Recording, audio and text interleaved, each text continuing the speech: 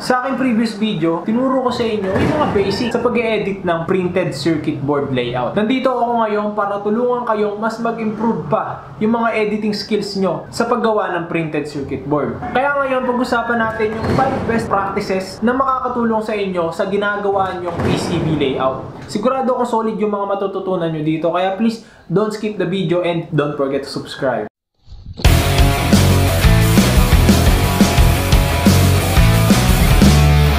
Una sa listahan natin is copper core. Madalas mo itong makikita sa mga mainboard ng laptop, mainboard ng computer, board ng cellphone, board ng TV, and etc. Merong itong advantages kapag in-apply mo yung copper core sa PCB layout mo. Yung mga vacant space sa PCB mo, instead na vacant lang siya, nakalitaw ng FR4, magkakaroon ng tanso yan. Good thing is, pwede mo itong gamitin as ground plane. And aside from that, kitang-kita nyo naman, di ba, konti lang yung mga tansong tutunawin. So, makakatipid kayo ng etching fluid. Tingnan nyo yung difference between these two circuit boards. Yung isa walang copper pore and then yung isa naka-copper pore. Di ba mas maganda and mas professional tingnan yung circuit board na naka-copper pore kaysa sa circuit board na walang copper pore? To apply a copper pore sa iyong design, madali lang naman. Simulan natin sa schematic diagram. Let's say for example, ito yung schematic diagram mo. Ito lahat ng ground, nakakonect siya. Nakakonect lahat. And then, kailangan mo mag-add part, then mag-add ka ng ground. Type mo lang GND, enter, then ito madalas kong ginagamit yung under supply 1. Yan. Then, i-drop mo lang to saan mo trip, and then dapat i-connect mo itong ground sa ground ng circuit mo. Okay, once done, convert mo into schematic diagram. Ngayon, kasi ako na-place ko na, then naki-connect ko na lahat ng component. Usually, makikita mo, pagka-convert mo ng schematic diagram into PCB layout, nandito lahat ng component mo, tapos malaki pa yung board. Ngayon, ang gagawin mo, ipasok mo lahat ng component, i-arrange mo, i-connect mo lahat ng connections maliban sa ground, and then i-adjust mo yung dimension niya. Once done, click mo itong polygon, gagawa na tayo ng copper pore. Okay? Gumawa ka ng hugis, same shape as your PCB design. Or pwede rin kahit ano, o kahit anong trick mo. Okay? Sa akin, para simple lang, kung anong hugis ng PCB layout ko, kung ano yung hugis ng dimension ko, kung gaano kalaki, gaano kaliit, ganun din siya, parehas lang. And then to end this, click mo yung pinaka-starting point kung saan ka nagsimula. Ayan. May lalabas na window, type mo ground or GND. Ayan. Then, to finish the copper pore, click mo lang itong rat's nest. Ayan. As you can see, yung PCB layout ko naging red. Yung red na yan, tanso. Lahat yan tanso. And then, it is my ground. Kung papansin nyo, yung mga non-ground connection, like ito, nakaseparate siya sa copper pore. It means, hindi siya nakakonect sa ground, hindi siya short circuit sa ground. Like this one. Okay? Pero para sa mga pins and pads na connected sa ground, hindi ko na siya i-manual connect. Like, igaganito ko pa. Hindi na. Kung mapapansin nyo, nakakonect na siya sa copper pore. Itong copper pore natin is yung ground. Pangalawa sa listahan natin is putting your own brand or logo. Since gumagawa ka ng sarili mong circuit board, ibig sabihin masterpiece mo yan eh. Product mo yan eh. Dapat makilala nila kung sino yung gumawa. Ngayon, hindi madali kasing maglagay ng logo dito. As you can see, wala namang pindutan ng add logo dito. Kaya medyo, ngayon, mahirap malaman kung paano mag-add ng logo. Pero mayroong paraan at ituturo ko sa inyo kung paano mag-add ng logo. Paalala ko lang sa inyo, yung logo na i-add nyo is dapat naka BMP file format and then yung kulay niya is black and white lang. Okay, once na BMP na yung file format ng logo mo and then black and white lang siya, pwede mo na siyang i-add dito sa PCB layout mo. Go to File, Run ULP, and then import mo yung import BMP. Ito. Import BMP. Open mo yan. Click OK. Ngayon, i-import mo na yung logo mo. Yung sa akin, nakasave sa desktop. So, desktop. Printed circuit board files. Ayan. I-click mo yung no scan. And then, i-check mo lang yung block. Select OK. Ngayon, i-scale mo muna yung size ng logo mo.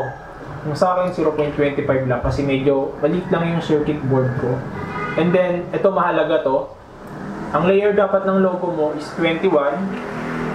Kung gusto mong i-place sa top, 22 pag sa ilalim. So, ang 21 kasi, i-place yan. Diyan yung mga hugis ng component. Ito to. Yung mga silk screen ng component, diyan nakalagay. Then, once na okay na, click mo yung okay. Run script. And then, may import na yung logo. Ito yung logo ko. Palit lang.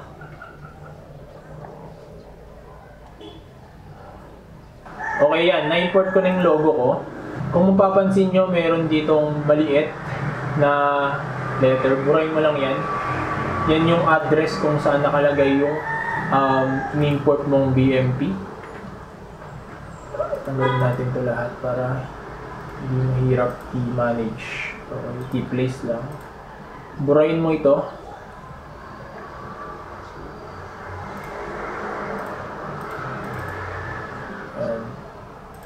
Ngayon, pwede mo nang ilipat kahit saan sa PCB mo yung logo.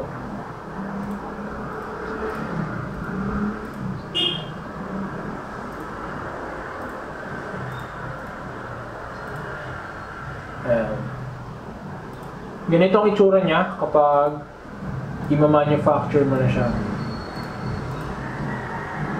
Upside. Okay. As you can see, ito yung mga silk screen layer. Yung mga kulay puti na yan. Ayan. Yan yung mga pangalan ng component. Hugis ng component. And then, nandito din kasama niya yung logo na in-import ko. Ayan. Number 3, shape your PCBs. Hindi yung basta ka lang gawa ng circuit boards. Dapat sukatin mo yung size ng kaha mo. Once na nasukat mo na yung size ng kaha mo, saka ka magdesisyon kung gaano ba dapat kalaki yung printed circuit board na nililayout mo. To adjust your printed circuit boards, pwede mong i-adjust itong dimension using Move Tool. Ang dimensions is itong pinaka-yellow na line. Pwede mo yung i-adjust para lumaki yung printed circuit boards mo or mapaliit. Ayan. So let's say napakalaki ng circuit board na gawa mo. Tapos ito lang yung circuit mo. Pangit naman nun, di ba?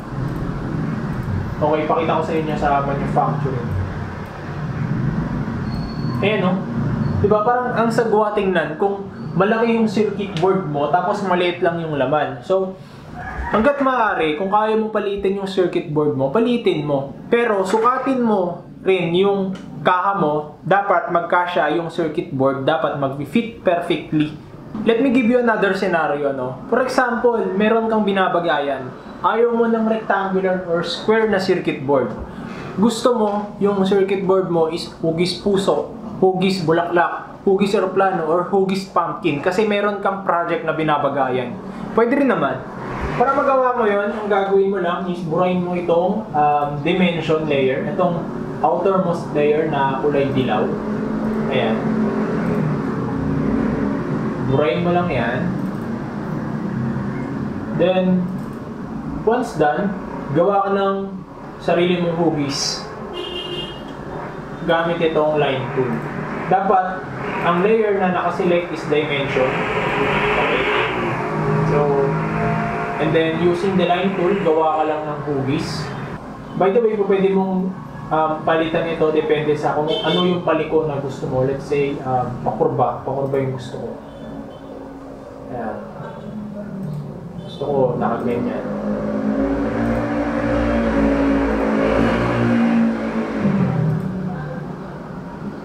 Para parang alon yung circuit board ko. Sample lang to, sample lang. Baka iba na yung hugis niyan.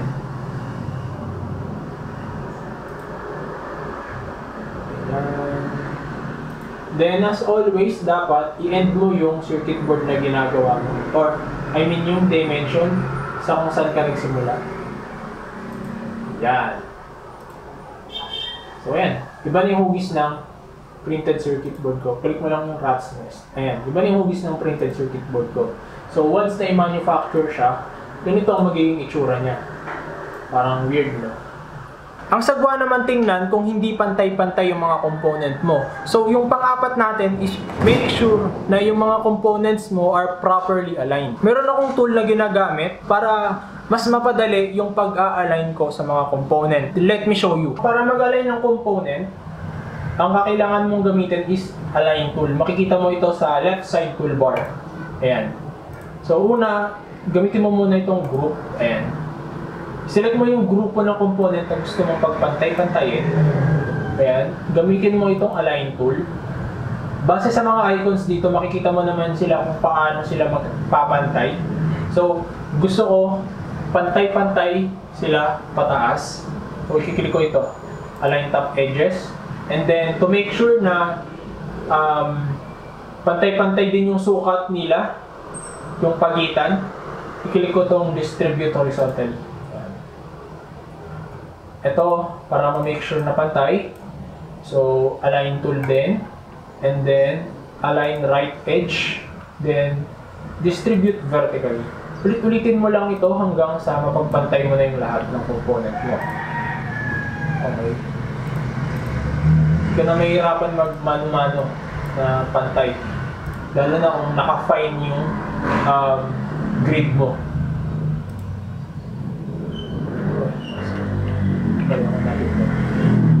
Align tool, then middle. Ito, align, gitna muna, and then distribute horizontal. Ayan, gusto sa taas. Ayan, and then last one. Ay, meron pa pala. Alright. Last one na component ng IC.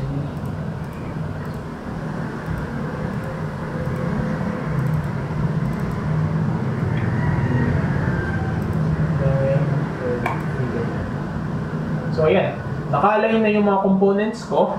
Pwede ko nang i-connect yung mga connections niya. Sigurado ako na na-encounter nyo na yung ganitong issue. Yung kapag sobrang dikit-dikit or magkakalapit yung mga components mo, nag-overlap na yung names ng component sa silk screen design ng kabilang component. Okay, ang pangit nun, kailangan baguhin mo yon. As you can see, tinan mo yung design ko. Ayun no? Naka-overlap na siya sa kabilang component. Ang ending, hindi mo na mabasa yung R2, yung R3. Hindi mo na maintindihan yan. O, yung C5, yung C6. Diba? Okay. Kailangan i-resolve mo itong issue before mo ipasa yung printed circuit board layout mo sa mga PCB manufacturers. Kasi ang sagwa niyan kapag natapos. Madali lang naman. So, gamitin mo lang itong move tool na to. And then, i-adjust mo lang. May maliliit naman na pangalan yan. Ipasok mo, like ito, ipasok mo sa loob ng PCB mo. Ito yung pangalan niya, ayan, L1. Lagay mo sa gitna. Or depende sa kung saan maganda, saan mo trip. I-adjust mo lang lahat kasi ang pangit kasi talaga kapag hindi nakaayos. Ayan. Ito pwede naman ito sa taas.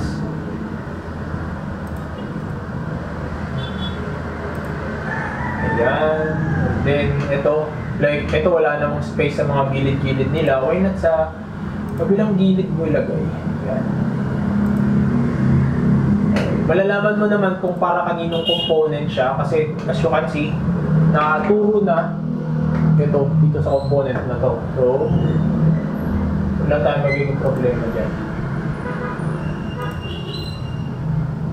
Ayan.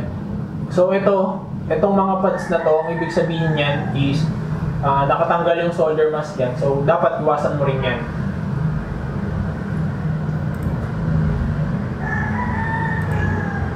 Okay, since dito wala nang space, so pwede tayo dito sa taas. Yan.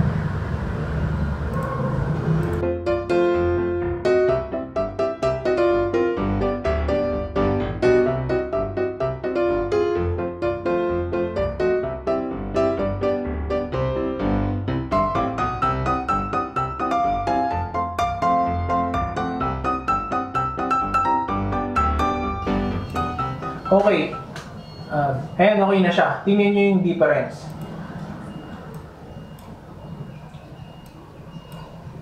O diba? Mas maayos na. Walang nag-overlap. And then, ang pinakamahalaga sa lahat, hindi na putol at nababasa mo ng maayos yung silk screen or yung mga label ng components mo. Make sure na bago kayo matapos mag-edit ng PCB layout nyo, give it a time na ayusin nyo yung silk screen layer. Kasi, yun nga, masagawa tingnan pagka magulo.